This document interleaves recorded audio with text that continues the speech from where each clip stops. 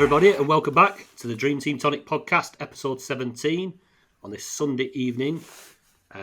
With me, as usual, is Ben. You there, Ben? Hi, mate. Right, pal. James, are you there?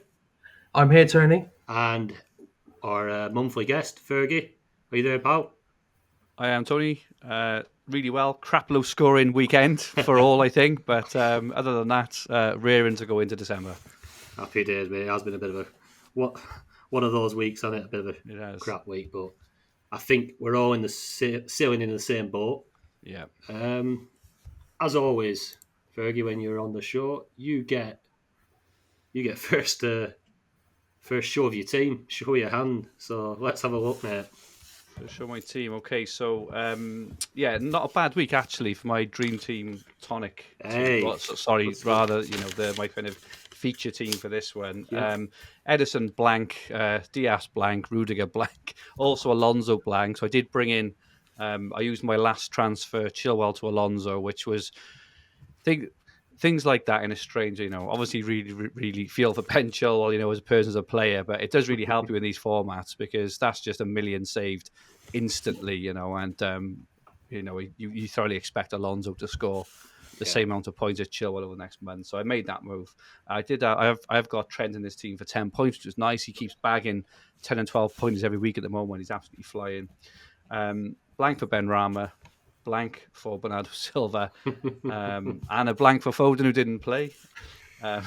Blank for Harry Kane.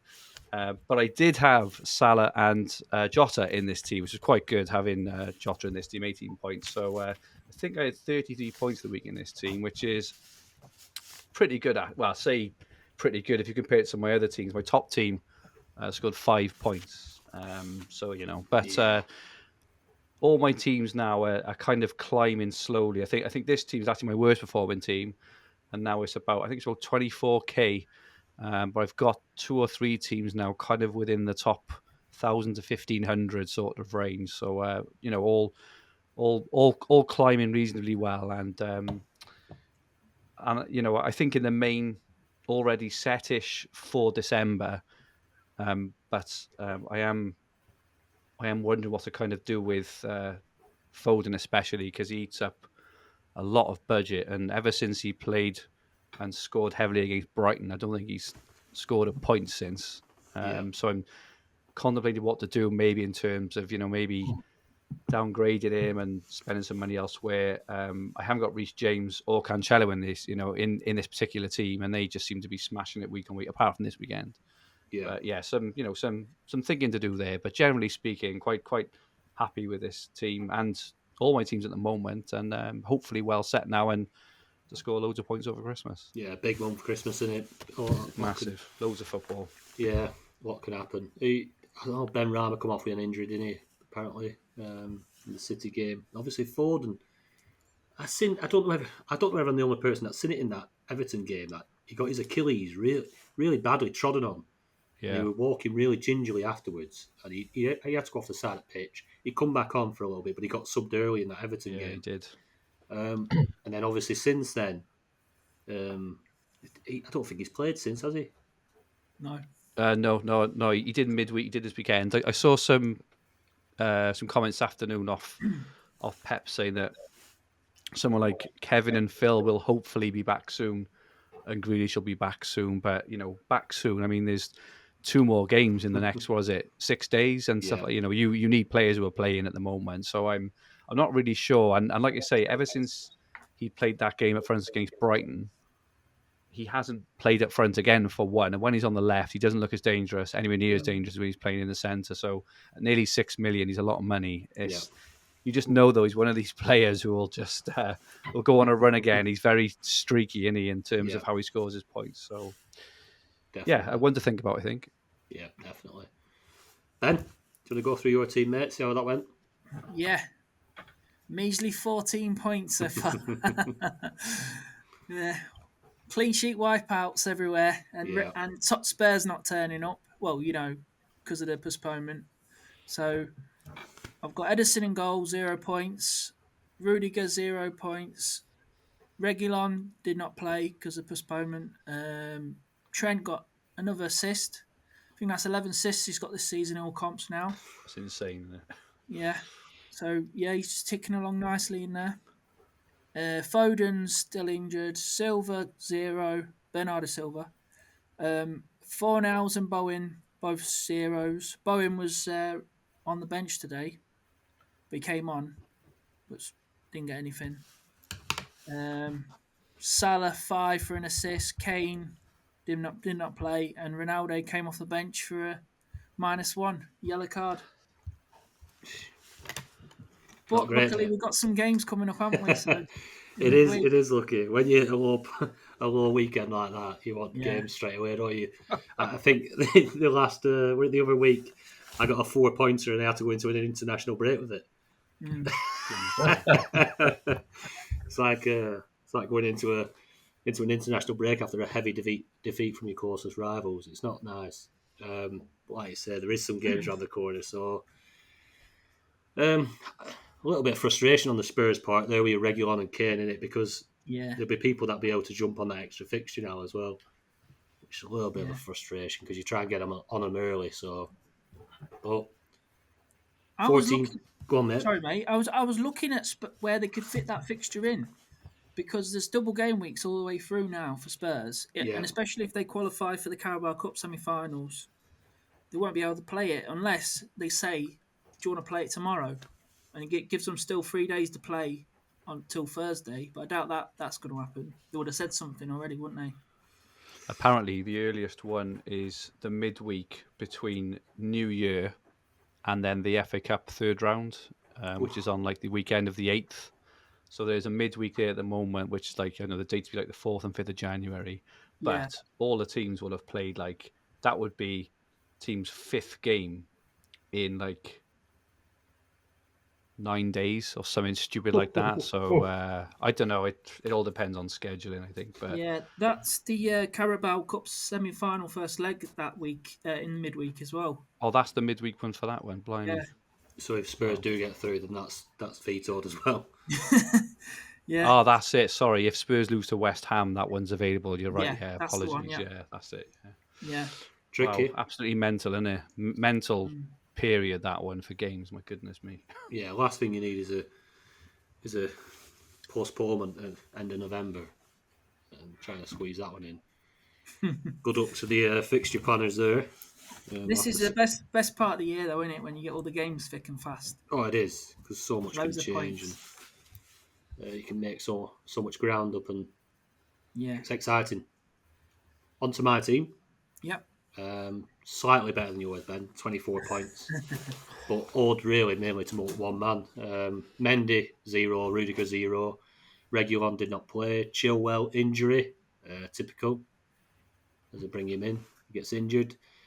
My last transfer went on Foden to Cancelo. I'm not liking the look of that Foden injury. I know not much has come out about it, and that's probably scaring me a little bit more. So I didn't want Cancelo. With the funds from Foden, I had the funds to go to Cancelo, so just a practical move. Obviously left Mahrez in because they're pretty short now. I know Mahrez, obviously, the African nations, he was probably one of my to get rid of list. And probably have kept Foden, but due to that injury. But it's one of them. Mahrez has survived. He's been bloody unlucky as well. He hit the post today, didn't he? Had one disallowed. Yeah. I know we got Starman midweek against PSG. I don't know if you guys seen that game, but he was absolutely electric. He was very unlucky to not get a lot more points than what he did. He played really well, City. Ben Rama, 0 points. Fernandes, -1. He played false 9 today, did he not? He's in the Chelsea game. Yeah, it looked like he did. And even when Ronaldo come on, he continued in that position. Now, that's maybe one to just take a note of going forward with Fernandes. If he is going to be taking up that position a bit more. I think we'll see a bit more at the end of the week, because obviously that Rangnick's going to be in now, and this week. Yeah, I think we'll get a couple of games in quick succession, won't we? They've got who United got Arsenal and Palace, is it in quick succession? Yeah. I guess some clues there, maybe. Yeah, definitely one to take note of. And then basically my points were scored up the top. Salah got 5. Antonio, another blank for Antonio. And my mate Diogo Jota, who I spoke about last week because I said I brought him in for a reason. And this is the thing about you bring somebody in, they don't do well one week. You just got to stick with it because you're bringing them in for a batch of games, not just one game. Yeah. And Jota goes and gets himself a nice haul of 18 points. So, yeah, it's quite pretty decent, this team. I think it's up to... God, I don't know where it is. It's about 16k. We're going to have a look. Should have had this to hand. But, Whilst you're looking that up, Tony, I noticed you've got 4 players going to the African Cup of Nations. Don't mention it, mate. in this particular team, it's screwing the life out of me.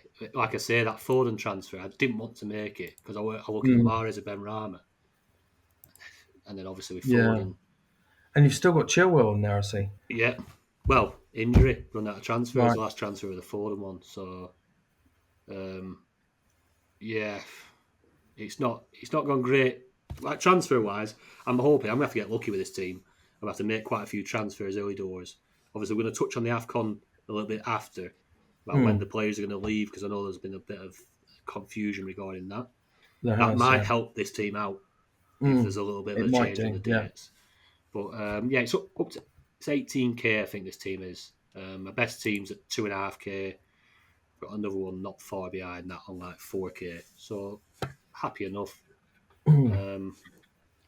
Yeah, one of them. Not a great week for everybody, is it? But there's a little bit of a tidying up needed in that team. There's a Chilwell injury not helping things, but yeah, Ben Rama, Mahrez, Salah, Mendy. But go on, James. On to yours, mate. 14 points.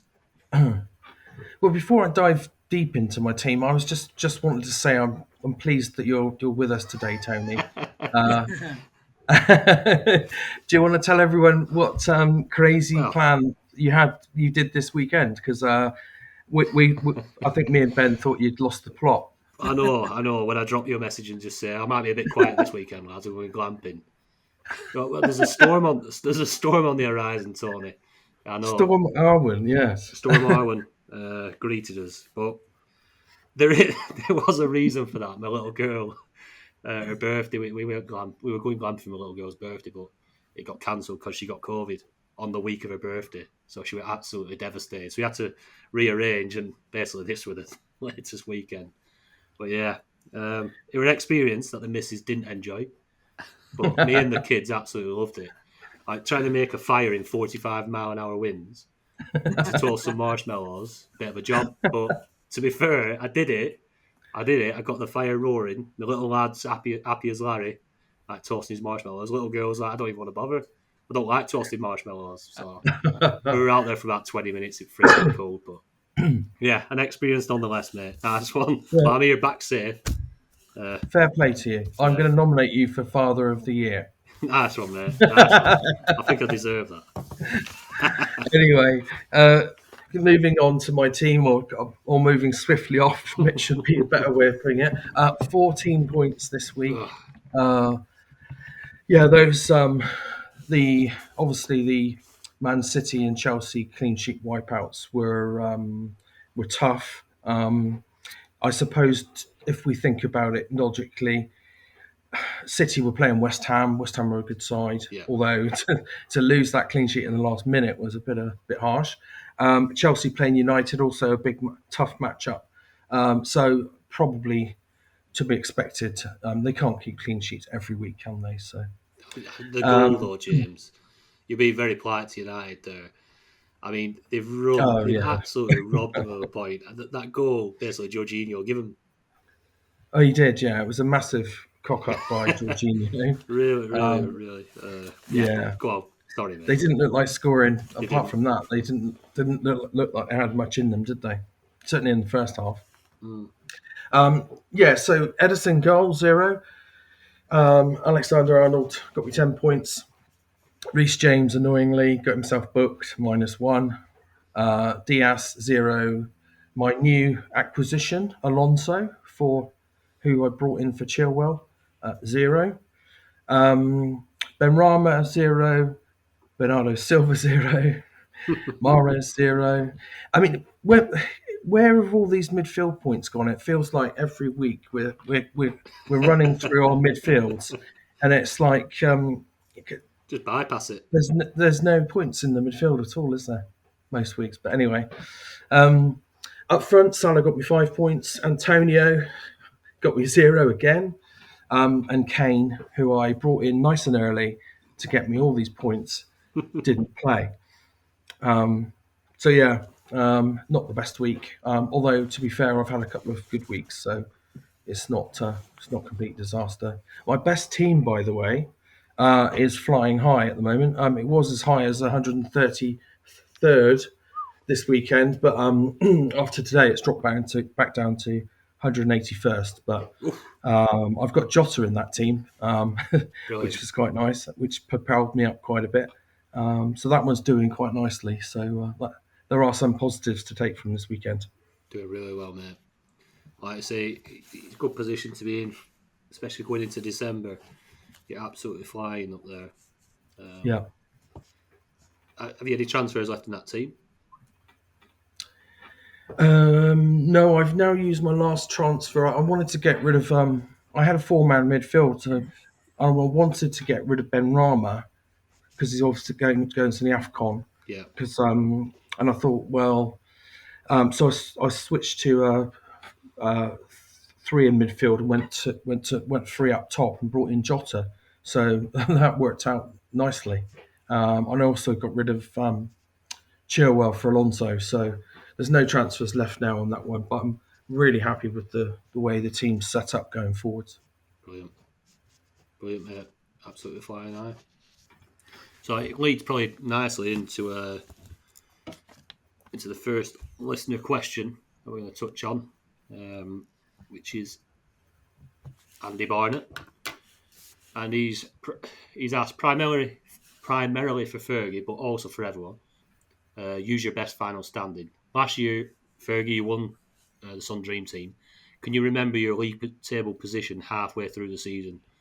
And how many players were practically ever present in your team for the whole year? Yeah, so I did have a look back actually because James, I saw you posted my the article I wrote when I won in our Fantasy Football Hub WhatsApp group, our Sun One. Yes. And I did have a look back, and I looked back at this point last season. Obviously, we're not halfway, which I think is important. We're still only roughly a third of the way through the season at the moment. But I think I was around 20th at this, at this point. So I was in a good spot. But I didn't actually get to the top, or the top. I think I got to about sixth by around New Year. And then I was in the top 2 then. I was top for most of the second half of the season. I got to the top around the end of January. So there's still like so much football to be played now. In the time we play now until that time end of January is nearly as much football as has already been played so far this season. There's so much to play. There's masses and masses. So, but yeah, that's roughly where I was. At that point, and it is worth mentioning. Obviously, I had bundles of luck right all the way through the season because you have to be lucky to win anything like this. But I did make a lot of mistakes as well, and I do think it's worth pointing that out. I made some really, bad transfers as well. Kind of. I think the ones I made up until November, I think were probably pretty good. But when I started to get really, really high, and start to get into kind of nosebleed sort of territory, definitely in December and in January, I made some quite poor transfers actually. So it's because I was getting a bit nervous maybe and panicky. And if my players weren't playing, I was like, oh my goodness, I need to take them out and all this kind of stuff, whereby it probably is worth saying that because you don't have to play the perfect game to win Dream Team. You're going to, and looking back now, I do think as long as you just play sensibly. You don't have to go for crazy shouts and wherever else. It's like, even now with my teams, I've done nothing special with my teams at all. But in the last month, I think my worst team was, I don't know, around 60k maybe. My best team was around 5k. And the last month I haven't made any change, any real mad changes. And now my worst team is about 24. My best team is around 1,000, and that's not like I say, haven't done anything madcap, no differentials, nothing like that. You just play sensibly. Yeah. And so I think that would be my main piece of advice going into December. I can already see lots of people kind of panicking and saying, I'm behind on leagues, I need to do this, I need to do that. You just need to be able to squeeze in the best players and just be sensible, because a lot of the time I noticed, it's whoever blinks first is normally the person who doesn't do well. And there's Flower Pot Man, he gave me a fantastic piece of advice last season. It's stuck with me ever since, and I've got it written on my desk in front of me, and it was just, let the others make the mistakes. And it sticks with me with everything all the time. And you'd be amazed how many people just have a bit of a wobble, a bit of a panic, and make a panic transfer, and it actually costs them. And so I suppose going into December and January, I think that would be my overarching advice. Just get the best players in, the best you can. If your players are blanking for 1, 2, 3 weeks, but you still think they're a good hold long term, leave them in and just play sensibly, I think. Yeah, completely agree with that. Good advice, that, yeah. Like you say, as soon as your rank starts to get up to, like, say where you are now, James, you feel like you need to do something. You feel like you need to stay there, and if you don't, you'll fall. It's but like it you doesn't need to always move work to like stay in your position, kind of thing. You've got to keep moving with it. Whereas actually, maybe sometimes and half the time, standing still with your team is probably the most sensible option. Like you say, like they'll just make mistakes. I always say the biggest regrets I ever have in fantasy football, and it's the same every season in every format. It's always the moves I made instead of the moves I didn't make. They're the biggest regrets I always have, are the moves you make, because a lot of the time you take out a player who will go on a massive run of scoring, and then and it's sods all right. How many times it happens? You move off a player because he's not quite scoring well enough. That player you've taken out goes on a mad run. The player you've brought in gets injured, and you're just like, what have I done? If I'd have just left it, how many times have you said that to yourself? Yeah. If I'd have just left it, I would be much better off. And it's amazing how often it happens. And last season, I'm trying to do it this season. Obviously I'm nowhere near as high as I was last, but I'm only trying to make transfers if I have to, almost, like with Chilwell this week, you have to make the transfer, right? Or if you can maybe spot a fantastic run of games. But I'm trying not to take out good players if I can help it, because it always bites you in the ass. Yeah, definitely. Yeah, there's definitely a temptation when you get near the top to start thinking, oh, how can I push on that little bit further? But I think your advice is absolutely spot on. Cheers. Just if you just wouldn't blink, James. If you blink and make a bad transfer, you regret that more than if you don't. Yeah. Honestly, I made some right hairy transfers. I got on the right side of luck a lot last season. I can tell you that for free. Christ. Was there any players that was ever present in your team?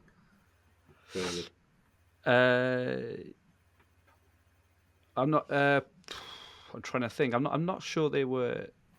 I'm trying to think. I'm not sure there were any ever presence, because the template shifted.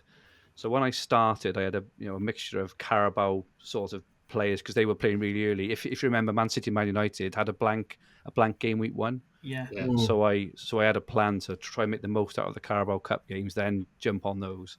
Then I moved to I think it was a bit of like a Liverpool and Chelsea looking team, because Chelsea defence looked amazing. And then in New Year, I just went all in on Man City, and ended up with like eight Man City players. Salah and Kane were the ones I think I held, and Bruno probably, actually, because they were like the ones last year who were just smashing it all season. But this year, the holds for me at the moment are probably Salah, Reece James, and Cancelo are the three who I just can't see them leaving my team for a long time, unless they get injured. I think there are others who are doing really well. Trent, Liverpool have surprised me, actually, defensively. I thought that Southampton were quite unlucky not to score yesterday. I do think that Alisson saves them quite a lot. But I would just get on the people like Salah in this sort of form, you just don't. It's very easy to try and be intricate and try and get like a 3-for-1 out of another one. But just look what happened when he played United away. He scored that hat trick because that's the kind of player he is. Just leave him in. Just leave him. And finally, just touching on the question from Andrew, did you make subs when you were happy with your team just to take advantage of price rises and falls? Probably not. Not just for that. But I did make. I was very conscious of making transfers either on the Thursday night or the Friday morning. Obviously looking at rises and falls, but I'd never personally make a transfer just for that because it's you do need a budget, you do need points, but you do need a budget, but the game is about points, and I think it's very easy, to try and build up be really focused on budget, and obviously your budget will only increase if you're bringing in really good players anyway. But I personally would never make a transfer just for budget. There would have to be an element of a very, very large element of the transfer in mind first, I think. And if I get the budget swing, great. But I know that's quite a personal thing, that is, because I don't think like listening onto you guys last week in your budgets, mine are not as high as yours. I think mine's around 58. I know that some of yours are like 58 and a half, 59. But yeah, I don't purposely target it. I think it's obviously targeted the budget rises if you've got 2 or 3 left or 2 or 3 transfers left. If there's somebody you want in your side, obviously by planning forwards, then jumping on them at that time for the rise or the fall, yeah, it's a no-brainer. But if you, like you say, you don't want to take out a player that you want for that month just because he's going to fall in price. Don't take him out to put somebody in who's going to rise, but you don't particularly want. Yeah, it's like building budget. Usually, if you're doing all right and you've got a decent team, your budget will naturally build. The thing for me, if you target points, your budget will actually increase anyway because good players scoring good points get rewarded anyway, don't they? So, definitely.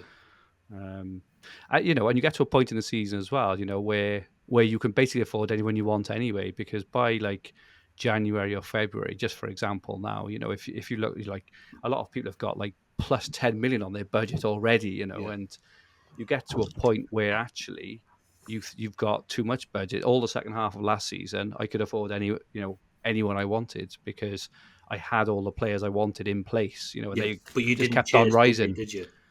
What's that? Sorry, But you no, I didn't at all. budget. I didn't at all. I'm just really careful. That Thursday night, Friday morning thing is really important on when you do the transfer. I've got an alarm set on my phone for 10 o'clock every Thursday evening once the game's been played on the Thursday to help to kind of remind me to make a decision, to have a look and think right. And like just last week, for example, Chilwell and Alonso. Chilwell scored 15 points in the week, so I knew he was going to rise. Yeah. Alonso had the 5-pointer, so I thought he would stay.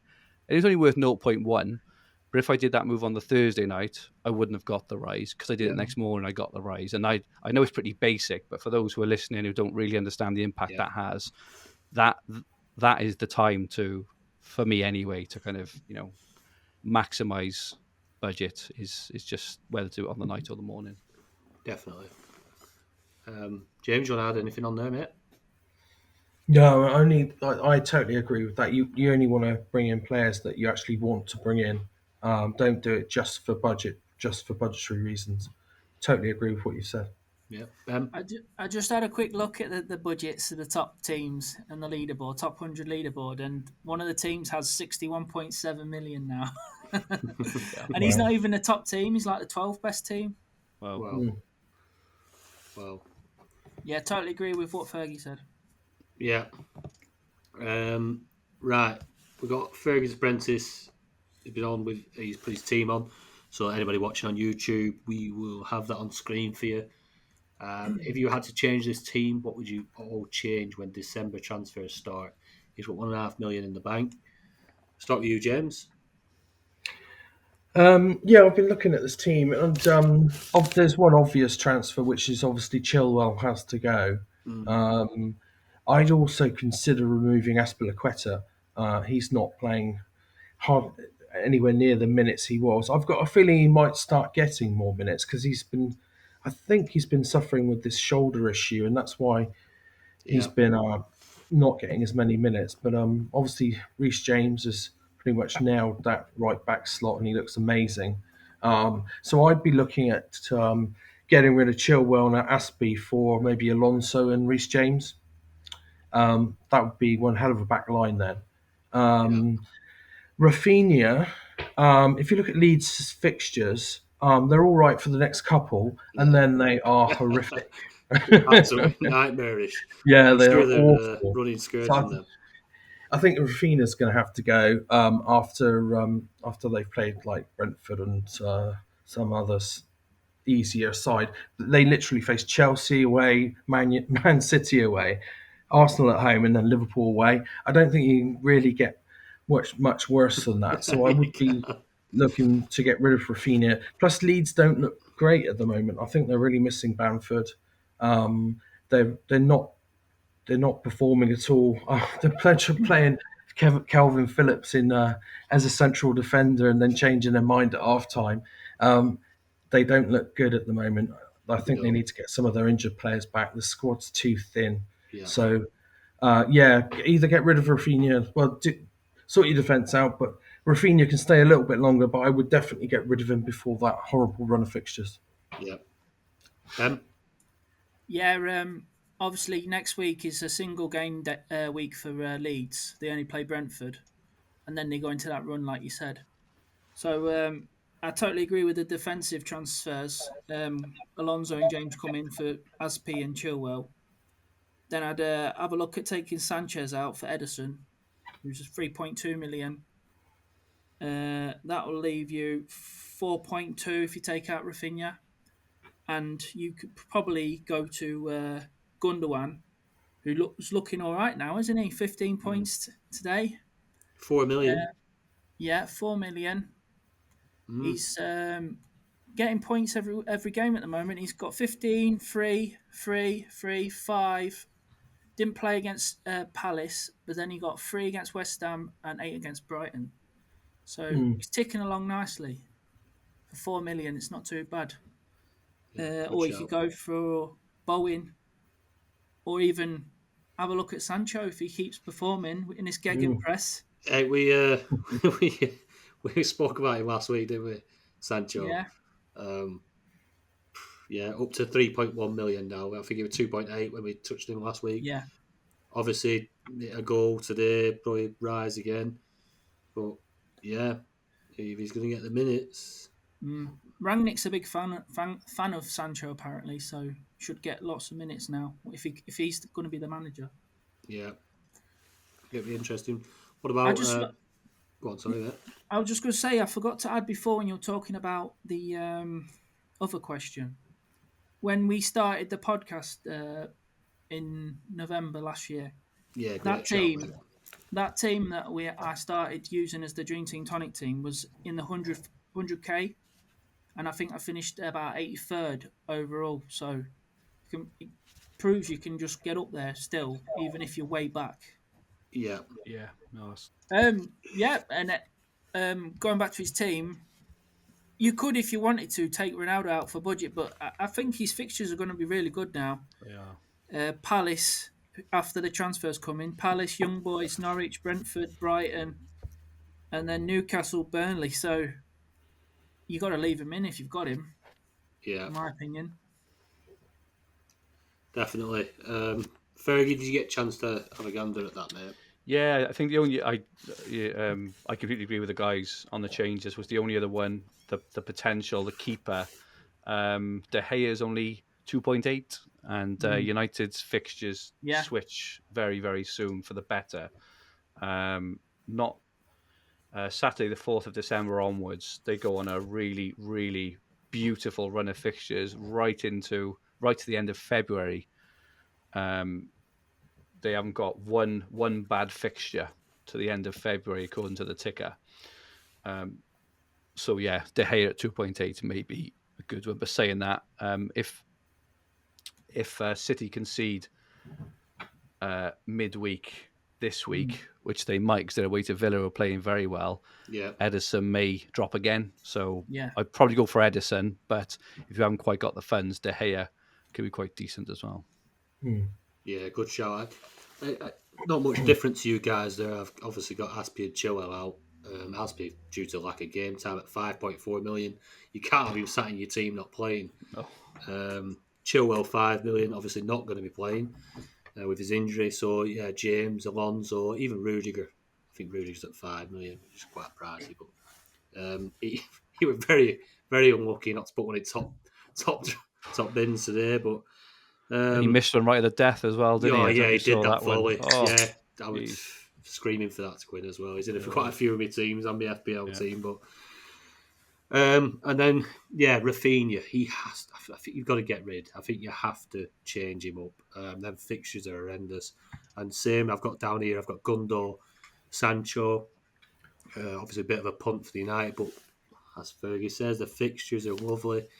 And then a bit of a shout out for Callum Hudson-Odoi, because if he'd found his shooting boots over the last few weeks, and I know we've said this about Timo Werner for a while, but if Callum Hudson-Odoi, who's had so many minutes for Chelsea over the last 5-6 weeks, 2.8 million, he seems nailed on that team sheet, doesn't he?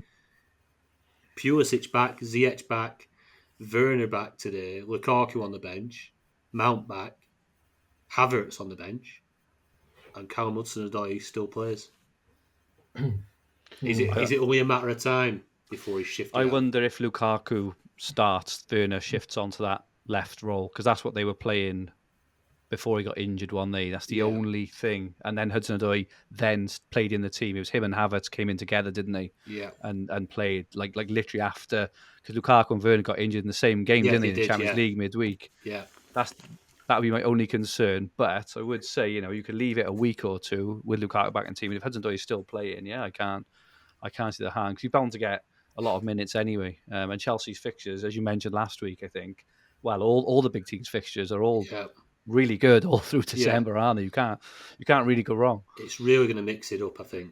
It is, agree, December, because, like you say, there's not like one team that has one or two teams that have great fixtures. There's like 4 or 5 where you could actually fill your boots here, there, and everywhere. So it's going to be somebody that manages to pick the right players from each bit of each team. Agree. I think they're going to have a really fruitful December and probably January as well. Yeah, I think so. But Fergus Prentice, James, out to we go. I've already been to you, Anna. Yeah, you started. Don't worry. Moving on. That's Storm Island. That blowing through my ears. Right, next up, Mike. I just, because I looked at you, James. I looked at you and I thought he's waiting to say something here. I've not been to. Anyway, Mike, what plays a bigger part in your decision-making process on difficult transfers? Eye test or stats? He's been around 80-20 in favour of the eye test this season. It's paying off. He's curious to know our thoughts. Great pod. Regards, Mike. Cheers, Mike. James, eye test or stats? What kind of man are you? I would say 70-30 for me. Mainly eye test. I watch a hell of a lot of football, probably too much football, if I'm honest. So I do like the stats that some of the FPL podcasts go into. So I tend to let them guys do the work for me, and they do a lot of good in-depth research. So I always look at what they're doing, and that's really helpful. Fergie. Yeah, I think for me, the most important thing for me always is volume and quality of fixtures. That's the first thing I look at before I get to kind of eye test or stats, because in Dream Team, volume of fixtures is massive, because you get some teams that play like 6 or 8 games in the time that some teams play 3 at times. So that's the first thing I always look for. But in terms of eye test or stats in Dream Team, it's a bit different, I think, to other games, because you have got that big European kind of involvement, which the stats don't really help as much, because none of us are massively au fait with the defensive stats of Lokomotiv Moscow or FC Mura or all these kind of teams, and also teams tend to play. British teams tend to play quite differently in the Champions League and conference and stuff than they do in the Premier League as well. So I don't think stats personally are as prevalent in Dream Team as others. So it's much more eye test for me. Maybe the same in Dream Team, maybe 80-20. But the thing for me, I always look at is volume of fixtures and quality. You see a real long block of constant green fixtures for top teams. They're the things I always look for in Dream Team above all else. So we all promised that we weren't going to touch on an S Mura, but then Fergie's brought it up himself, hasn't he? Can I say? They're a quality teammate. What can I say? They're a very underrated team, in my opinion. Swiftly moving on, Ben. Jesus. I was going to mention the fixtures. I do look at the fixtures. They're probably the first thing I look at before anything, and then I go into stats. Not like deep stats, like just pretty much goals, assists, ratings, clean sheets, star man, stuff like that. And then I test is probably 60-40 for me. So stats more to eye test for me, because I don't get to watch as much football. So I've always gone for like stats, and it's always worked for me, and I've always won my mini leagues and stuff like that. So it's the way I do it. Always seem to be working when the football's on. Fixture quantity in Dream Team is massive, and then obviously off the back of that, touch on the quality of the fixtures. But eye test is up there for me. I think it's one of the main things that I like to watch as much football as I can. I think like stats sometimes can be a little bit misleading. Certain stats, like they always put it on Sky. Touches in the box is a good one. But you've got Timo Werner has had 6 touches in the box, but every single one of them has bounced off his pissing foot and go back to the keeper. Like, does that mean he's more of a threat? Do you get what I mean? Like, when you're watching someone who might have 2 quality touches in the box, like you start to compare things like that. Eye test, you can never fail really. Eye test, especially if you're watching a particular player. If you're thinking, I fancy this player, I've not brought him in yet, but I'll have a look at him in this game, and you see what he's about. I think when you're actually concentrating on a player, you can see what they're doing. I particularly enjoy watching Mahrez against PSG in midweek, because I think mainly he was probably my biggest player in that game. I watched him quite a lot. He ended up with Starman. He could probably have had 2 or 3 goals. He played really well. If anyone were watching that, they'd be bringing Mahrez in next game week, and rightly so. Eye test. It's got a lot to play. Looking at numbers sometimes can be a bit deceiving.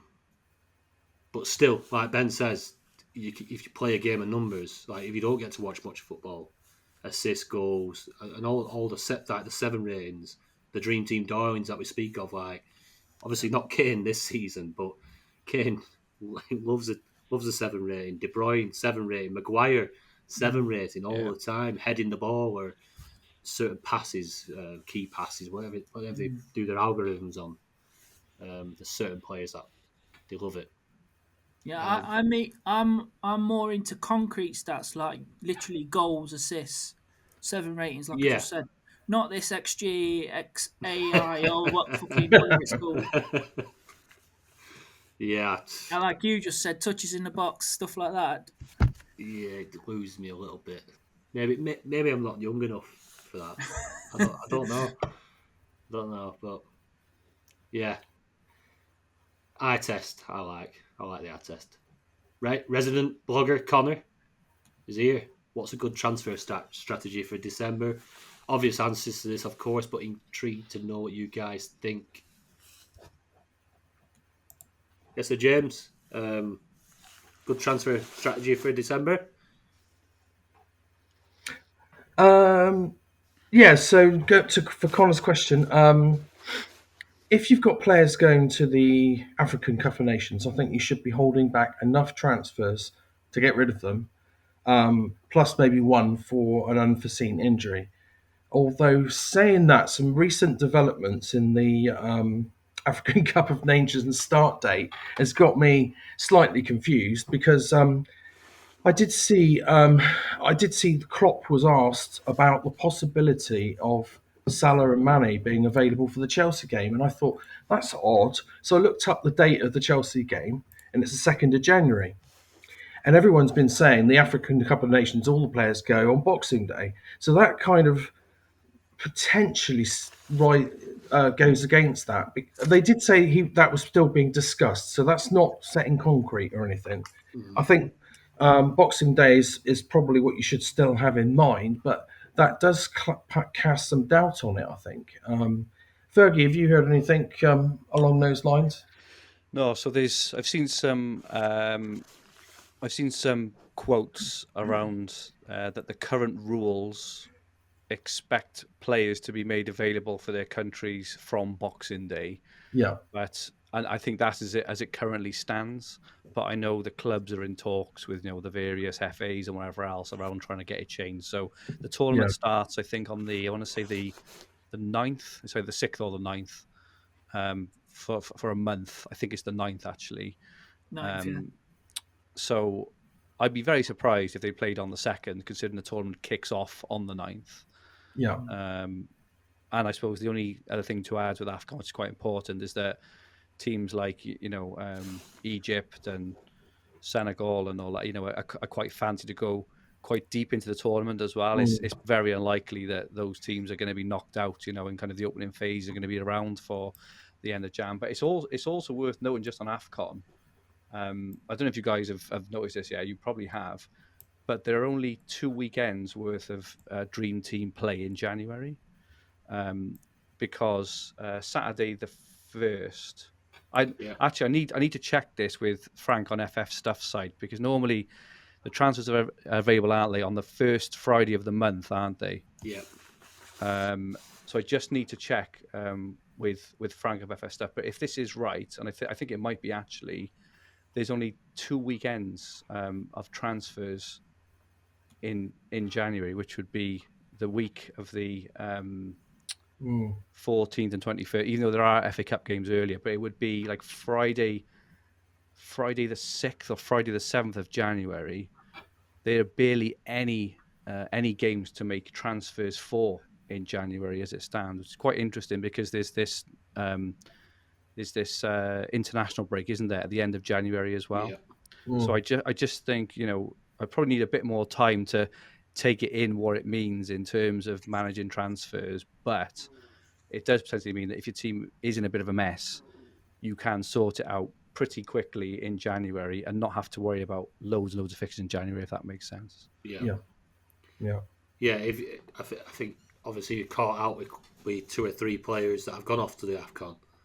It's probably not going to harm you as much as if there was a stacked January. No, exactly. Yeah, but also to James's point, and I think it's very relevant. If they do leave on Boxing Day, so if Salah plays on Boxing Day, just for example, again, I think he's playing Leeds on that day.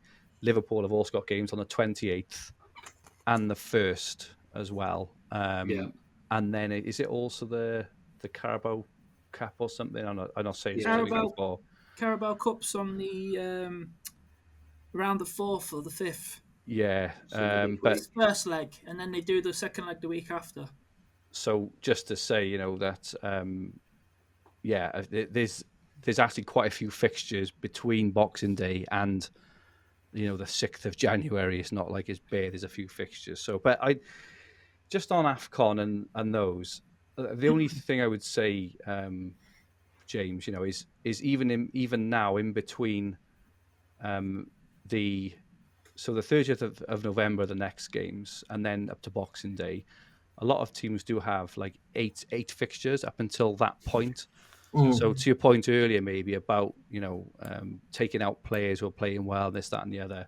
Obviously, there's not that many who are playing really well. Salah, obviously, maybe Mahrez potentially, but I'd just be maybe a bit careful about not going for players who are going in that. If you do think they're going to have a really good run in December, because there is a lot of football to be played between now and when they have to go anyway, I suppose. Yeah, I wouldn't be looking at taking him out until absolutely, certainly someone like Salah, obviously, you wouldn't take him out until he had to. Oh. And there's obviously Mendy as well is one. But if you're desperate for Mendy, just as example, I wouldn't not go for Mendy personally just because of this, because he's likely to keep a load of clean sheets before he goes off to AFCON. I suppose that's the point I'm trying to make. Yeah. If you've not got Salah, put him in. Yeah, after you got it is one of them. Like you say, 8 fixtures between now and 26. It's big. Do you want me to clear that up for you, the January fixtures? Oh yes, right. Scott, obviously we've got the FA Cup there as well, haven't we? Which obviously it is FA Cup. It's going to work its way into there. Yeah. So you've got on the 1st of January, you've got Premier League fixtures. Then the first round of the Carabao Cup. Sorry, the first leg of the Carabao Cup semi-final in midweek on the 4th or 5th. 4th and 5th probably, the 2 legs. And then it's the FA Cup third round in the game week 19. Yeah. Then we've got the second leg of the Carabao Cup midweek. And then we've got on the game week 20, we've got the Premier League games from Saturday the 15th.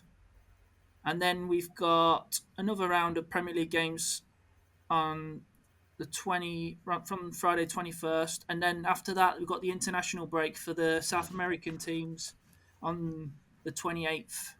Brazil and all that are playing. So I think we'll have a break there. Yeah, it is, yeah. There's no European teams playing though, is there? So so we're gonna have a Carabao Cup first and second leg.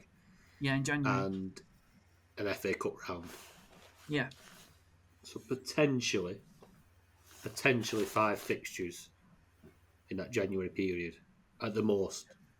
Well, maybe 6 if somebody's. Somebody might have 6. Yeah. So you have 2 teams that got 6 potentially, and then the rest with 5. Oh, 4 teams, yeah. I mean, then you've got obviously with the FA Cup third round, you're gonna have teams against smaller teams. Are they going to be playing full sides? Are they going to be resting them? It's going to be a tricky one. Like Fergie, I think January is not that daunting if you've still got a couple of players in the AFCON. I don't. Yeah. I mean, even the teams you're targeting for the Carabao Cup, Liverpool have got Leicester first, so one of those will go through. Chelsea have got Brentford. You would expect Chelsea to go through. This is what I mean about Mendy. You could even move Mendy on to Kepa for January and then move him back to Mendy if you wanted. Just as an example. Yeah. You're not going to lose any money on Mendy, but you could actually gain quite a lot on Kepa and get a load of value and points as well. So that's what I mean about, there are various options, but it is worth keeping an eye on those results in that midweek on the 21st of December to see who goes through, because there could be a bunch of extra points there potentially. Definitely. Good strategy. We're talking about January now, why not December, aren't we? Well, yeah. But it is worth having this stuff in the back of your mind, I think, when you're making changes. I think that's the lead on, isn't it? Is December strategy. As long as your players are playing, just leave them in. I mean, don't be rushing. There's so many games to play over December, so many points to be had. 5 game weeks. Yeah. As long as you're happy with your team as it is, don't be making any knee-jerk decisions, and save your transfers mainly for the back end to make transfers like that. To take, obviously, you want to get rid of Salah. You don't want an £8 million player who's going away for a month. But I mean, there's not that many games in January if you do get caught short. Right, to the night watchman. I sold Jota for Kane. Should I pack up now and keep plodding on? On a more serious note, would you guys stick with Fernandes ahead of a good run of fixtures? He's not been doing much recently, and I have a lot of budget tied up in him. I'm thinking Foden maybe a good shout. Ben? Definitely keep Fernandes with them fixtures coming up. Like we've already been through them. They're just so good. You wouldn't think they would struggle against them teams, but it's Man United. But with the new coach coming in, I think they'll be a different team. Definitely. Yeah, and keep plodding on, mate. We all make the odd mistake, don't we? Absolutely. I mean, he can blame his own side, can't he? Burnley fan night watchman. Yeah. If they Should just have put been the out there game on. shoveling the snow off the pitch. Kane were bound for a hat trick today. Yeah. Did you see the water in the pitch, Burnley, hour before the game? No.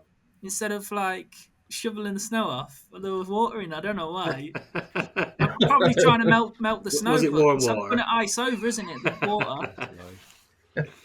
That's a strange one. I didn't see that. It's conspiracy theory. Go on, Fergie. What do you reckon? Yeah, I think with Kane, you know, a lot of people looking at Kane, including myself. I've got him in all my teams because more for their next 2 or 3 games now, rather than, you know, they're home to Brentford on Thursday, which should be a decent game for him. They're then home to Norwich, and they've then got Rennes the week after, which they need to win now, I think, or at least draw. They can't afford to lose to actually progress. But then there is actually quite a nice hop-off point then off Kane straight on to someone like Ronaldo or Bruno, because Spurs fixtures then get a bit tougher. They're away to Brighton, away to Leicester, Liverpool, West Ham, whereas that's the time where United's really, really improved. They go Norwich, Brentford, Brighton at home, and Newcastle, Burnley. So should probably mention this in the last question about kind of strategy, but just you've obviously gone to Kane for a reason. There's nothing you can do about a game being snowed off. Here's another example. Last year, do you remember when Man City and Everton was called off because of COVID on the same afternoon it was supposed to be played on the Monday? Yeah. I had 9 Man City players ready for that game, and barely anyone around me had any because I jumped on so early.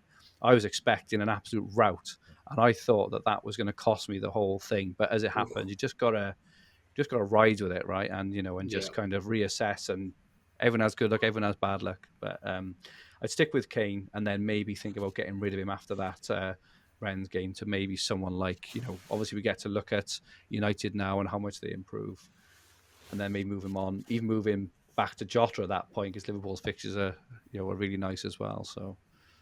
But yeah, just let's just hope he does the biz over these next 3 games before we can shift him on. Yeah, definitely. I was hoping he'd do the business against Mura on Thursday. Well, he got his goal. Yeah. I was surprised he started, to be honest, because he looked absolutely knackered against was it Leeds last weekend? Yeah. I was really surprised he started, and he played the full 90 as well. So maybe the rest will do him good. Yeah, hopefully. James? The only thing I would add to that would be that keep an eye on how Ralph Raniak, sets the team up, because you never know. He's got a very specific way of playing traditionally with his gegenpress, and he may. You never know. That I don't see it happening, but you never know. He might have a different role for Fernandes. But yeah, I would keep an eye on it and just see how Ralph sets his team up before you make any major decisions. I wouldn't be getting rid of him myself at the moment with those fixtures. Definitely not. I mean, he's got to find a way into that side. He's one of their top stars. Yeah, you don't score the goals and get the assists he got last year without being a top player. It's more a blip, I'd say. In United and Fernandes at the minute, they've got the fixtures. They had the fixtures at the start of the season. They did cock all with them. But they've got a second chance now.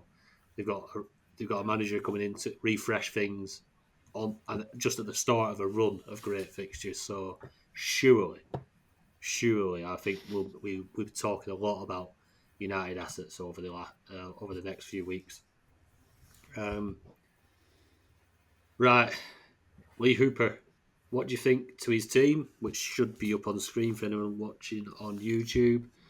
Value is only 54.6 mil. It's poor compared to a lot of other teams, but I think we've just touched on it's not all about value, but it helps.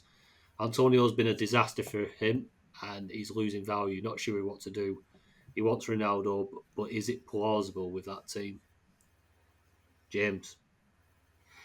I think this team set up okay, actually. I mean, yeah, Antonio's not been performing. I'm in the same boat, to be fair, with that.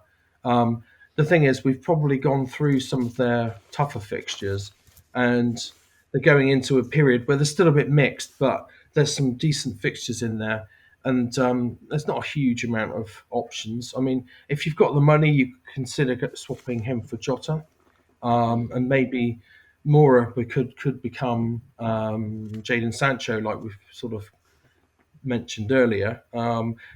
Also, might be worth looking at maybe going to a back four as well with all these wing backs doing well this year. Maybe you could squeeze Alonso in there somehow. Yeah. Fergie. Yeah, I agree on Jota. West Ham mids seem to be the only mids who could even potentially offer much value at the moment. I think Foden looks very in and out. Obviously, Silva's a great pick. How to have him. He's got Bowen as well. I recently moved in. I moved Bowen to go alongside Ben Ram because West Ham's fixtures do pick up very, very nicely in the next 2 or 3 weeks, and with the lack of anyone else scoring points, my thinking was, well, I'll just get them in. They're scoring 0, but so is everyone else. It doesn't really matter, and just hope their form improves and they're really cheap, and then you can spend your money elsewhere. So it's a tough one with Foden, as I say. He's got Foden, he's a bit of a cash cow there. He's 5.5 million. You could potentially move Foden down to another West Ham mid or Sancho, as James said, and beef Antonio up to Jota, get Moira to maybe Alonso, for example, who is, he shouldn't be that far away from that. I don't think you're far away from, a really good team there. And then, even after that, then you could potentially, depending on what happens to the rices. I know Ronaldo is now 8 million. He should drop this week. Obviously, United have got Arsenal, actually, so we'll have to see how he does in that. But Ronaldo's 8 million now. Kane is 7.1, I think. So you could do Kane to Ronaldo in a couple of weeks, as I mentioned earlier. So yeah, that's kind of roughly what I think. But you've got a couple of cash cows there. I think you're Foden and Kane, who could potentially be moved out to help kind of restructure your team a little bit. But you have got Reece James and Cancelo, which I'm incredibly jealous of, because they're them two and Salah, as we mentioned earlier. They're for me the most essential players in the game at the moment. Yeah. Yeah, the only thing to add there is you could probably do Foden to Trent as well. Oh, it's a really good shout. Yeah. Yeah. Then you've got a really good defence. I think you covered it all there. Yeah. I think so. Obviously, one's Ronaldo. You have to steal that budget from somewhere else, don't you? And Ford and Kane, they're the main men to get you to switch Antonio out there, who's obviously just picking up zeros for fun now a minute. But you do know as soon as we all start taking him out, he's going to bang. I like He's still in my FPL team. I took him out a couple of weeks ago. I've had him all season because I've got so much value in him, but obviously he's just dropping now because everyone's selling him. Yeah. The Mora, I like the Mora shout. I've put him into one of my top teams, actually. Mora, nice cheapie, but looking good. Got an assist, I think, during week. One of them, like you say, that back four, Cancelo, James. If you could get Trent in there, that'd be nice. Especially if Foden's long term, you got to jump out, get that cash out of there. But other than that, I mean, it's a nice team. Yeah. If you had that team sat there, I mean, you're not thinking that needs major surgery, are you? No. There's no flags there, other than Foden, obviously, potentially. No, they don't need major surgery. I think, don't worry about your team value. I think it'll take care of itself, because that's a team that'll score points. Again, as Fergie says, Kane to Ronaldo in a couple of weeks is Looks good. Right, moving on. FF Dempsey, with no European games in December. We touch on this every week. Are there any team players from other teams worth a closer look? James, we know your answer. You're absolutely no non-European players. None. I was thinking, Tony, don't come to me for this one. Because you just dismiss it. I'm going to touch on it first because I've got one. I mean, Arsenal are playing well.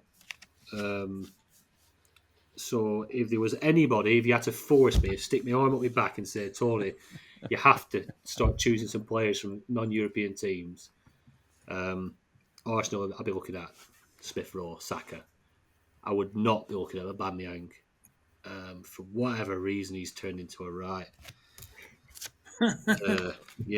Donkey is probably the word. But yeah, Smith Rowe and Saka, I like the look of.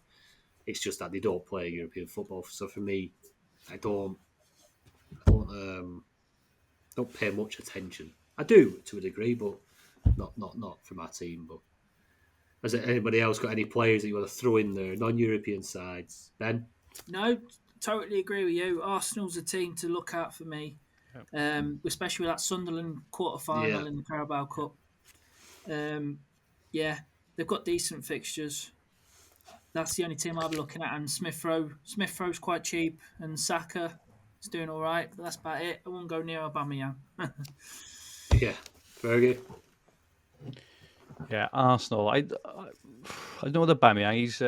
He's a funny one, isn't he? Because they've got a stretch of 3 fixtures just around that week: Leeds, Sunderland, and Norwich, which are really nice little run of games that you can maybe see Aubameyang doing. So it'd be a punt, right? It would just be it would be a right. I'm struggling to make any ground. Who can I possibly get in for a couple of games to maybe help boost me up for a week or two? Yeah. Maybe go Aubameyang for that, but I've got to be honest. As I've said a number of times before, you're using 2 transfers to put one in who will very unlikely do better than the person taken out anyway, and then you'd have to take him out in February anyway. So I just don't see the point. Yeah, nothing stands out really. Completely agree with it. Yeah, there you are, mate. A bit of a short one here from John Hartwell. Any advice on who to swap Chilwell for? Lots of options out there. Obviously, we can't see his team. We don't know the money, but best defensive options, I suppose, James? Well, the obvious choice would be obviously Alonso to state the obvious. Yeah. I mean, if you've got the funds to go to Reece James, I do think he's probably a better option. But he's £2.1 million more expensive. I do like him though.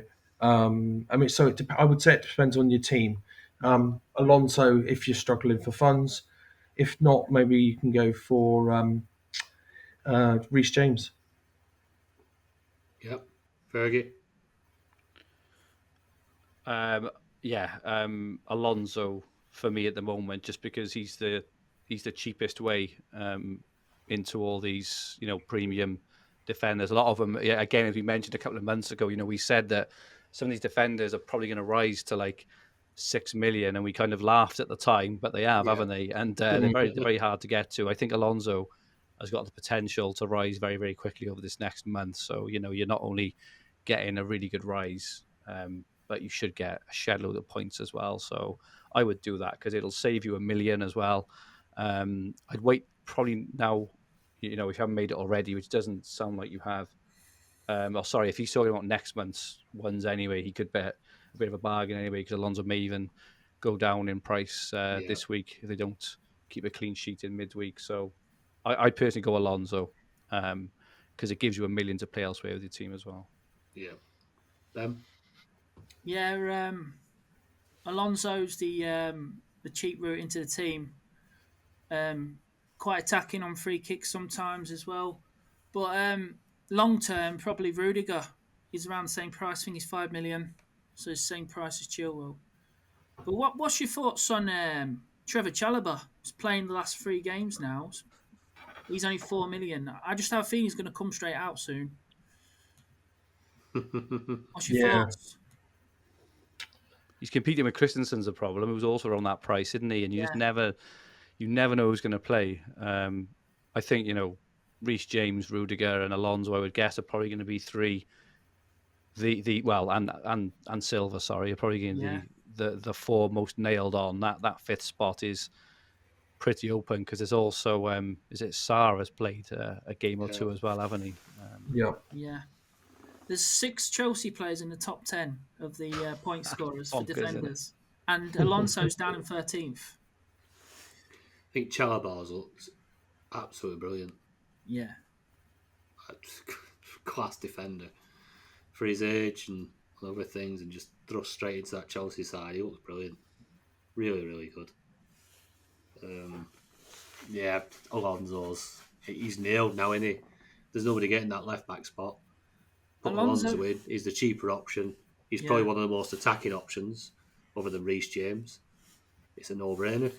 Chilwell out, Alonso in, and spend your cash elsewhere. Sorry, go on. You go first. That's right. I was just going to say just reiterate what Fergie said about Alonso's value.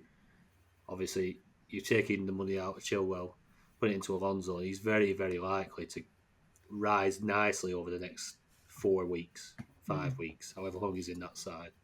I was going to say was Alonso's already overtaken Rudiger in the percentage owned. Wow, he's 16% overall, and Rudiger's 12.3. Jesus, I think a lot of those though are probably ones who held on to him as well. Yeah, who couldn't get rid of him for one reason or another. That's true. Jonathan has said, "What are your thoughts on Hudson-Odoi, lads? Seems to be getting more minutes lately and scoring quite well for $2.5 million. 2.8 million now, is he? He's 2.8 million now. What do you reckon, Mem? I don't know. Like you saying about the eye test, I've been watching when I've had a chance to watch Chelsea play. Seems to miss so many chances, but looking at his stats, he's doing all right. He's a bit of an Adama Traore. He's not getting the star man.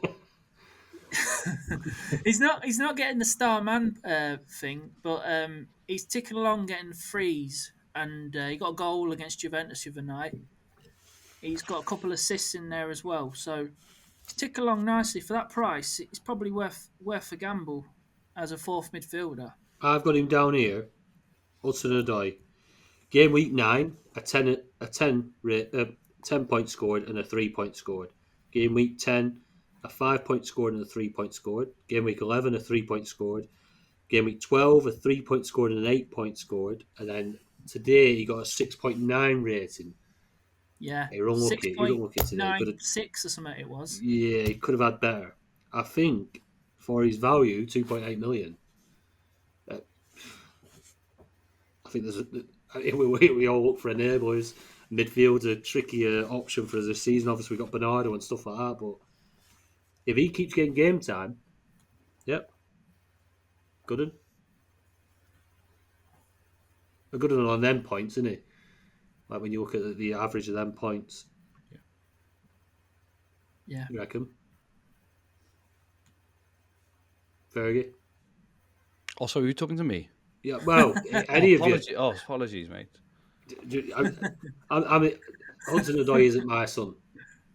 Mason Mount's my son. I know. I'm banging on about Hudson-Odoi, but I think with them point scorers in the last 4 or 5 game weeks, I think he's as good as value as any midfielder that's under, isn't he? He is. I just say I mentioned earlier. I fear a little bit for his minutes going forward because with Lukaku and Werner back, they're going to have like 6 or 7 players fighting for 3 spots. So I just worry for his minutes. That'd be the only thing. And Chelsea notoriously are not massive goal scorers either, are they? They don't tend to rout teams kind of 4 or 5-0. So he's not for me, but he could be. It could work out, but he's probably not someone I'm looking at. Probably not scoring big because he got Werner on pitch. Don't think he's seen a few of the chances today. Yeah, that's right. Ziyech got man of the match today as well, star man. Oh well. And he's like coming in and out of the team. He is. Pulisic's back, but he just plays bits and bobs, doesn't he? Because he's a sicky note. So, yeah. But he has been playing the last 9 games. So, yeah. But they've just been the games that Lukaku and Werner haven't been fit for. That's point, the only thing I would. It coincided exactly with that, and because he had an odd cameo, didn't it? Like right wing back. And all of a sudden, he changed to left wing on that following Saturday. I just monitor it, but if he still keeps playing after another game or two, then I think I go in. But I'd be surprised if he plays both the next two, just as an example. Yeah. Like I say, it's one of them. They say all the right things, don't they? The manager and that, like he's coming, he's worked hard, he's playing well, but then the big guns come back, and you might find yourself just sat back on the bench. But he's done himself. Lukaku, they've just paid like 100 million for Lukaku, whatever it is, right? There's no way in the world he's not going to just start every single game he's available for. And then they paid big money for Werner. They did, and Havertz. And Ziyech. Yeah. Ziyech had about how many attempts on goal did Ziyech have today? About 6 or 7 shots he had today. Yeah. Yeah. I like him. Hopefully he stays inside, but they might steal that enabler from us. Jason Jones, he's just outside the top 300. Massive. Nice. With this team. He's got 5 teams in the top 3K, which is decent start. Obviously, Chilwell to Alonso or Robertson is what he's thinking. Any advice on the rest of his team for the new transfers? Cheers, lads. I just noticed Robertson's only 3.6, which is very, very good, actually, isn't it? Yeah. Do you want to go on this first, Fergie? Can you see the team there? Have you got the team there? Yes, yeah. I think I prefer Alonso. So obviously it's Chilwell. He needs to get rid of. I think the rest of his team's all right. It's interesting actually. Gallagher's in this one as well, and Smith Rowe. So he's actually got 2 non-European players in his team, but both of them have actually done really well. Yeah. But yeah, I personally just think it's a bit of a straightforward move from Chilwell to Alonso. It keeps a double Chelsea defense as well, and I personally like to have my teams quite split. By only having one Chelsea defender, it means if Chelsea keep a clean sheet, obviously he's gonna drop. Whereas if he's got 2, he's probably gonna hold rank then, and when he's got double Liverpool, I wouldn't be going on a triple Liverpool defense personally, just because they're not as solid defensively as Chelsea. So I go for Alonso personally, but Yeah, James.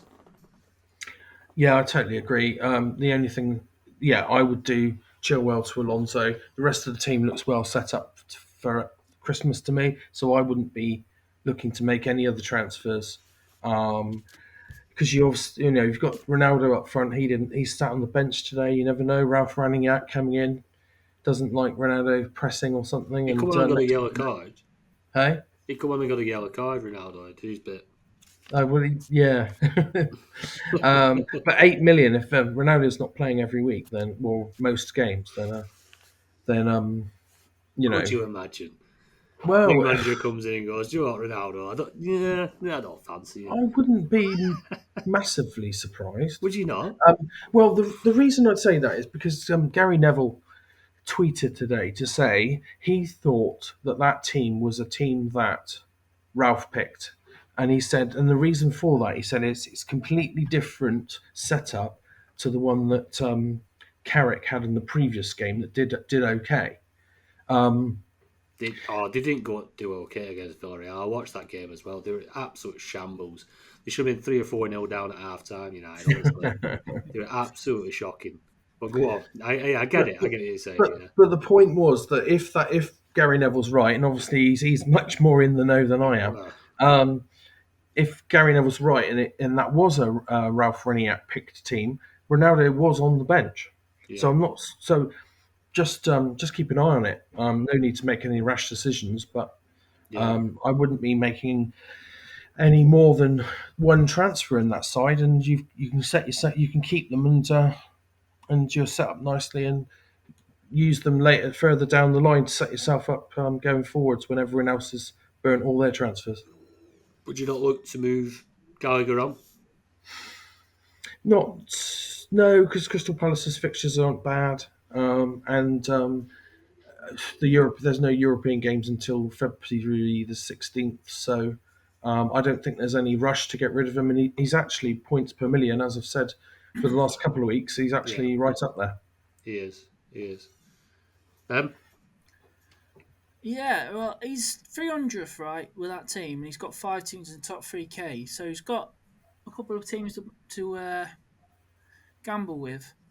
I'm thinking here, with being in top 300 and everyone on Chelsea, I just had a quick look at the top 100 leaderboard. Might be a chance to do triple Liverpool here. Maybe. With Robertson, and it's a bit different to everyone else. If Liverpool do better than Chelsea, I know Chelsea are renowned to being amazing defensively, but Robertson's played well on Saturday, didn't he? Got an assist. I wouldn't mind that, putting him in there. And then you'd have the triple Liverpool at the back. And I like the fixtures for Liverpool this month coming up.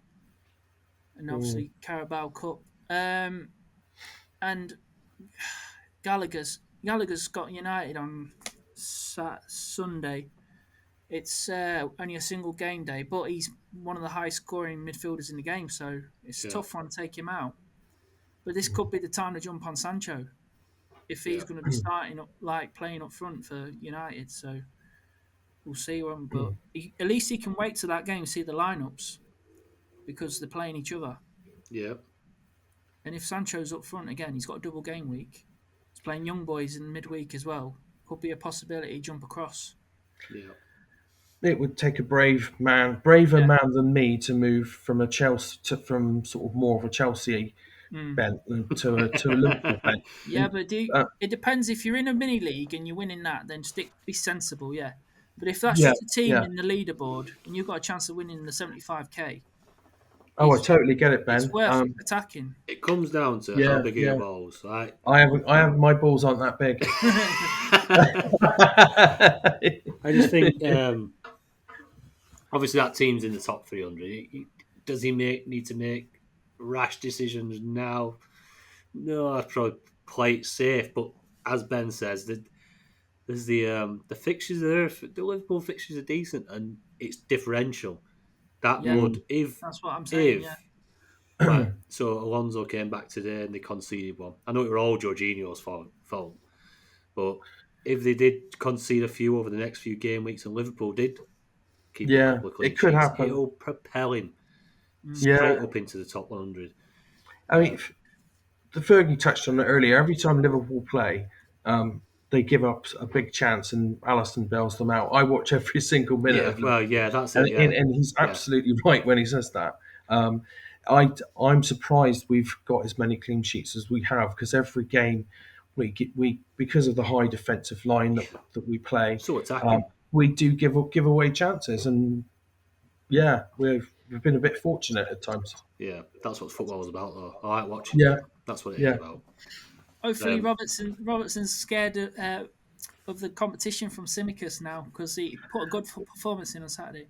Yeah, but he's pushing him hard actually. Yeah, I just looked at top 100 leaderboard. There's only 3 Robertsons in there, 4, but there's 1 Simicus in there as well. Yeah, the rogue Simicast. We were discussing that on Twitter the other day, weren't we? Yeah. I was with somebody. So for me, and not for me, no, I would do Chilwell to Alonso, but I'd also probably go Gallagher to Sancho.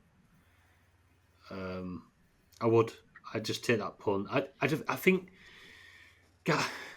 When you've got to jump on and off players at the right times. Yeah. And that's how what actually builds your season is being on them at the right times. I think is Conor Gallagher at the end of this season going to be in the top 15 players, point scorers? He might be. Well, I can't see it. Well, at the moment, if you bear in mind, he's had an amazing season so far, and he really has. He's not even in the top 20 now. They're all European players in the top 20. and he's had an absolute stormer. So he's Yeah. not going to continue this form all season. And there's a time you have to jump off. Yeah. And I think he's sat in top 300 with Conor Gallagher in his team, as well as Emile Smith-Rowe. I want to touch on him because his fixture, I like Arsenal's fixture, so I wouldn't recommend touching that. But Conor Gallagher at 3, I think it's 3 million, to Jadon Sancho with what you've touched on, Ben, with that double game week when Palace don't have, because they play each other and then United have got the European fixture. To then jump onto Jadon Sancho there, I think that could be a masterstroke. It could work very well. Thank you very much. No, it could. It could. I wouldn't go the triple for the Liverpool. I've got a team with a triple Liverpool. It's doing all right. But as James says, James obviously he watches. I've seen it as well. You've seen it. You go, fucking hell, how have they managed to get that one? We scabbed that clean sheet.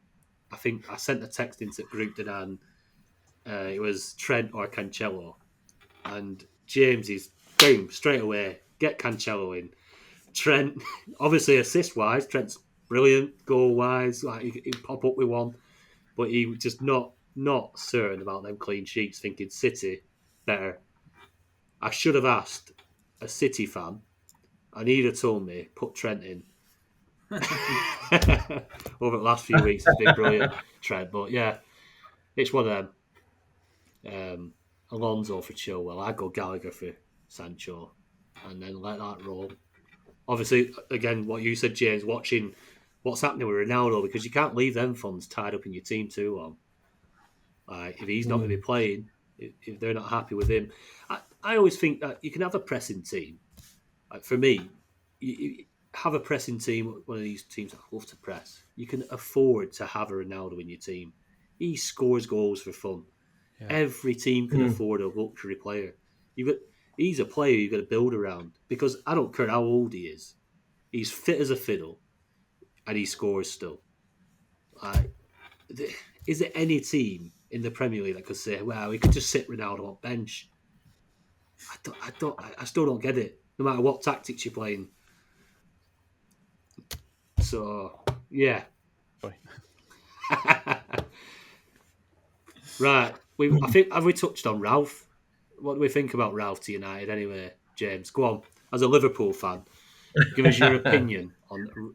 Is he going to be as good as Ollie at the wheel?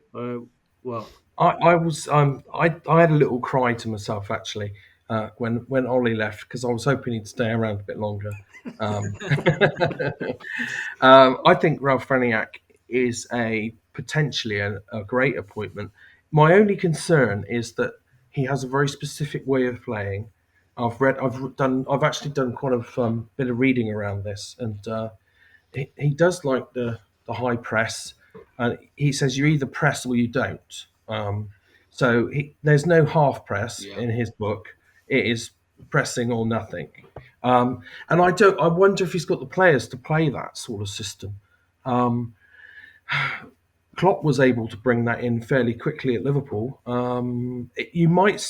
Which is why I've sort of been saying you might see some strange lineups coming forward, because not strange in the sense that players that you wouldn't expect to get in that side, if they can perform in that system, and they don't have tattoos. Did you hear this? Did you hear Ralph's comments about tattoos? No. He doesn't like to buy players with tattoos because he sees them as being more selfish generally. No, he did sort of backtrack from that comment if you read into it a little bit, but he says it's about drawing attention to myself. He says, so he's got some very set ideas. So we might see some players in that United lineup that we wouldn't normally expect to see. I wouldn't be surprised, but like I said, if they haven't got the players to play that system, it could all go horribly wrong if they all rebel against it. But my gut feeling is he's going to shake it up and do a good job. It is. Fergie? Yeah, there's a couple of players. I think they're bound to improve because they've got that really nice, blend of new manager and an exceptional manager as well. plus the good fixtures. I think that's really, really important. And to James's point there about maybe giving other players a game. Just for example, if he can get a tune out of Van der Beek and he starts playing him, he's 1.7 million, for example, which would be an amazing enabler, in midfield. Already mentioned De Gea at 2.8, Sancho at 3.1. Bruno, he's still been scoring well, even though United have been awful. Even Ronaldo's been scoring well. He's on 97 points for the season. I think he's like the fifth highest scoring player or something like that in the whole game, even though he's had a bit of a nightmare. So in terms of how I think it'll affect Dream Team, I think it'll be positive Man United players. I'm not sure how much Luke Shaw is, but I think he's still like 2.8, and they're really, really cheap players. Again, I think we get the opportunity over these next couple of games to see how they do. So they've got Arsenal, Palace, and is it Young Boys? Yeah. They've got those over these next two games. You can see how they play against Arsenal. If they look a completely incredible team against Arsenal, you could even take a risk, and maybe sticking a player or two ahead of the Palace and Young Boys ones. Palace have gone slightly off the boil recently. I think they've conceded 5 now in the last 2, and they were looking really good. But then after that, they have got a massive run of fixtures. So I would say, personally, just monitor the next game or two, see how they do. Maybe pick out a couple of players.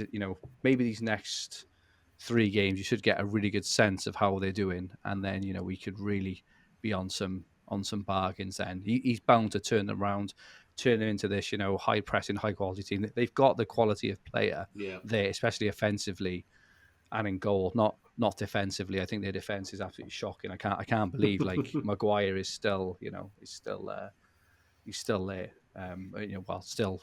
Still playing anyway. But yeah, I think there's I think they will shake it up massively. I'll be careful on Ronaldo. So he's 8 million now, Ronaldo. Yeah. He'd probably go down this week, but you may want to get on him sooner rather than later, because if he bangs next week in these 2 fixtures, you haven't got him, you could find him up at 8.2, and it's so hard to get to. Again, this is something we talked about a while ago. Yeah.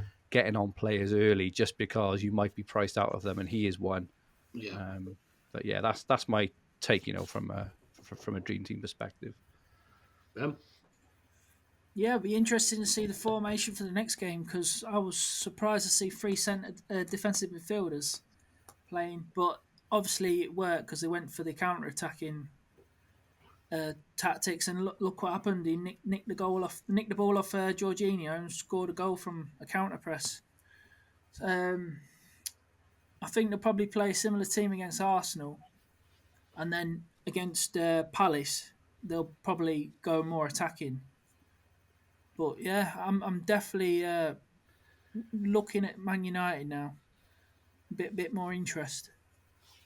What about you, Tone?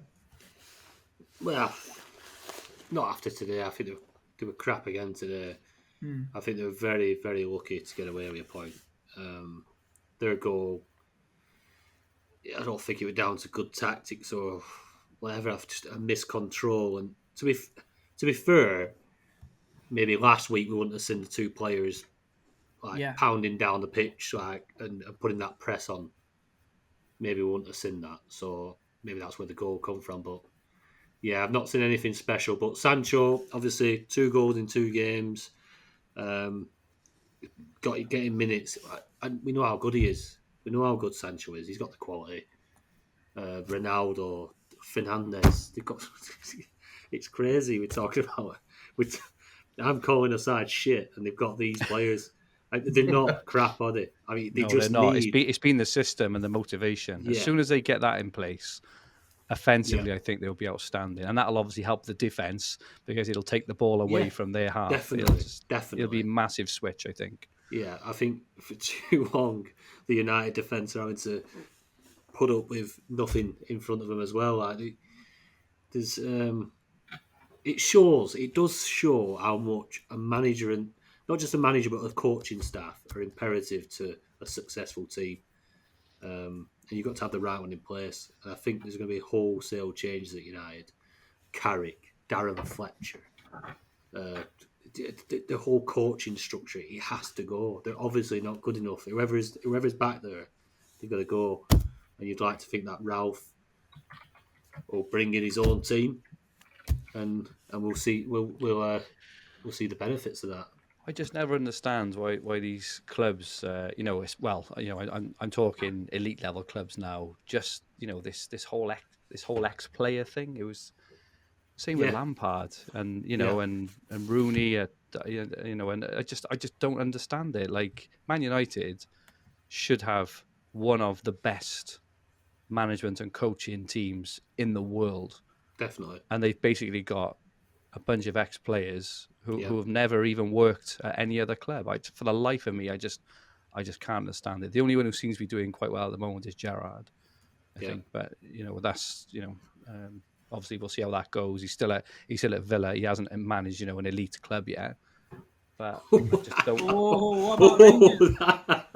Well, I'm talking about I'm talking about an elite European club, right? It's all right. We got rid of all Arsenal fans. That's all Villa fans. No. I'm talking about an elite team from the top 5 European leagues. Right? Sorry, any. I probably need to add a bit of context there, didn't I, to that? Yeah. Yeah, definitely. It's like a job for boys. It's like working in Parliament, isn't it? When they just give their jobs out to you used to play for us. I like you. You're all right. Have you on coaching staff? The difference is, though, at football clubs is accountability. That's it. That's the difference. It's not in Parliament, is it? Let's not get onto that, Fergie. You could be here all night, mate. Yeah, we would be having a 2.5-hour podcast. Right. Let's jump onto the Dream Team Tonic Cash League.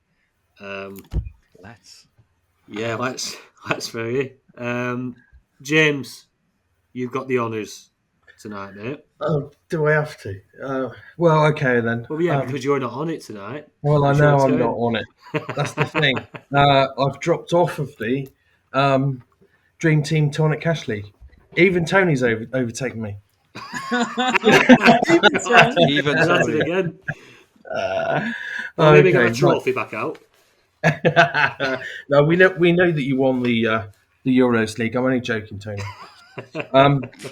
Right. In joint 10th place, we have Peter Emerson and Steve Cheek. In 9th, we have Kerry Jones. 8th, Niles Koopman. 6th, Andrew Ferguson. Boom. Good stuff, mate. Good timing, just to sneak in there on the when you come on the pod. I like it, Fergie. Just in Fergie time. And there for Christmas as well. Look, I'll be there all over Christmas now because I won't be back to the next pod until the New Year. So I'm happy with that. Yeah. So in joint 6th we've got Fergie, and we've got Matthew Westwood. In 5th we've got Heath Robinson. In 4th, Henry Cartridge. 3rd, Jonathan Perrow. 2nd, Alex Cole, and at the top, Dan Sherwood. Happy days. Dan is smashing it. My goodness me. He's flying. Absolutely that's flying. a good score, Dan. Fair play, mate. He's got about 4 or 5 teams in the top few hundred in Telegraph as well. He's absolutely flying. He is. Yeah, he's flying in all formats, I think. He is. He's having a good year. So fair play, Dan. Well done, mate. Right, quick touch on the top 1K ownership. Ben? Yeah.